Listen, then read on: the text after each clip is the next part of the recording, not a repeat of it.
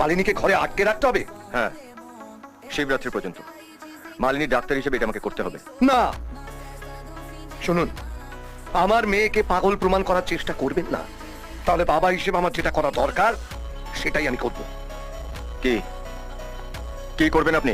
আপনাকে বাড়ি থেকে ঘাড় ধরে বের করে দেবো।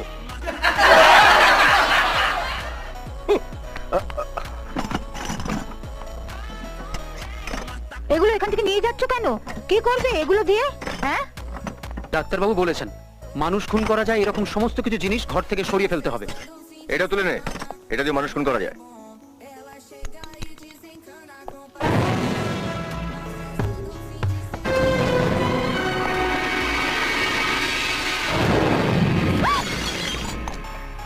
এই,